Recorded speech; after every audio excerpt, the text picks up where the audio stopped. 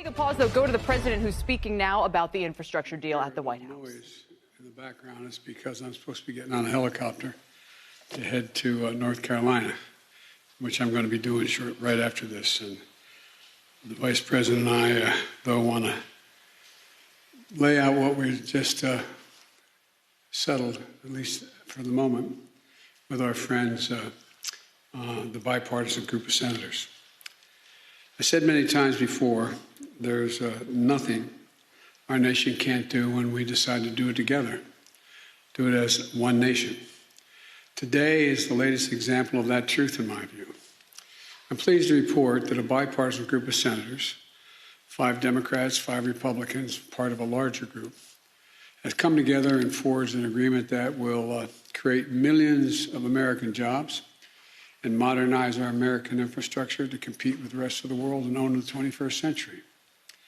I want to thank them for working together and for raising their ideas and concerns with me and with the Vice President, as well as with our Jobs Cabinet. Secretary Buttigieg is here. Good to see you, Mr. Secretary. Secretary Fudd, Secretary Granholm, Secretary. There you are. Okay, you guys got to make sure. I thought everybody was on this side. I was on. Secretary Raimondo and Secretary Walsh. I also want to thank Senator Shelley Caputo for her earlier work on infrastructure agreement. We didn't reach an agreement, but she tried her best to get something done. I'm sure it helped produce the final agreement we had. The fact is, investment in jobs and infrastructure have often had bipartisan support in the past. Matter of fact, when I first got to the United States Senate, it was probably the least difficult thing to do, is pass infrastructure plans. But even so, it's been a very long time since the last time our country was able to strike a major bipartisan deal on American infrastructure, which is so badly needed, I might add. We've devoted far too much energy to competing with one another and not nearly enough energy competing with the rest of the world to win the 21st century. The investments we'll be making as a result of this deal are long overdue. They'll put Americans to work in good-paying jobs, repairing our roads and our bridges. They'll deliver high-speed internet to every American home, bringing down the price that people pay now for internet service. And they'll close the American digital divide, as been driven home by every mother and father with a child at home during the COVID crisis. That is, thank God, abating, and kids not being able to be in school. It's going to put plumbers and pipe fitters to work. It's going to replace 100% of the nation's lead water pipes so that every child and every American can turn on the faucet at home or at school and drink clean water, including in low-income communities and communities of color that have been disproportionately affected by lead pipes and the consequences of that. This deal makes key investments to put people to work all across the country, building transmission lines, upgrading the power grid, to be more energy efficient and resilient, and extreme weather, to be able to sustain extreme weather and the climate crisis. It also builds our natural infrastructure, our coastlines, and our levees to be more resilient as well. American workers will be installing electric vehicle charging stations and undertaking critical environmental cleanups. This bipartisan agreement represents the largest investment in public transit in American history.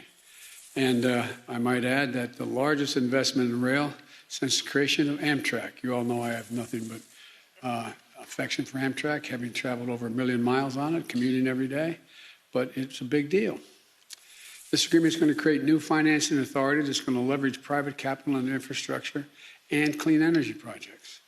It will provide folks with good-paying jobs that can't be outsourced, the kind of jobs that provide a middle-class life with a little bit of breathing room for American families. My dad used to say, being in the middle class is just being able to take that extra breath.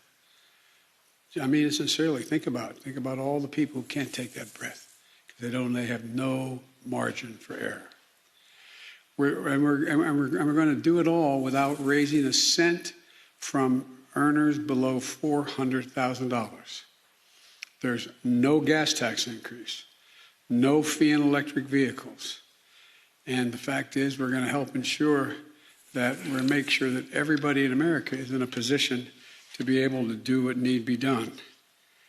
And so let me be clear. We're in a race with China and the rest of the world for the 21st century. They're not waiting. They're investing tens of billions of dollars across the board.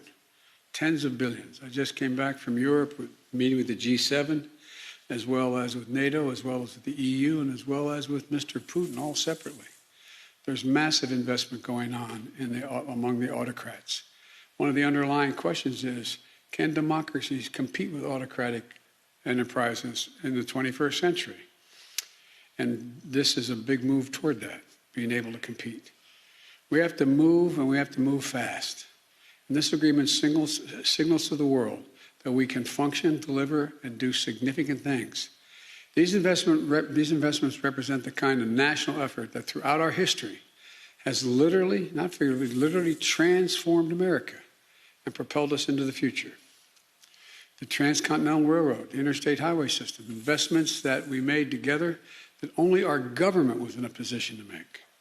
Now, we're poised to add a new chapter in that American tradition. Let me be clear.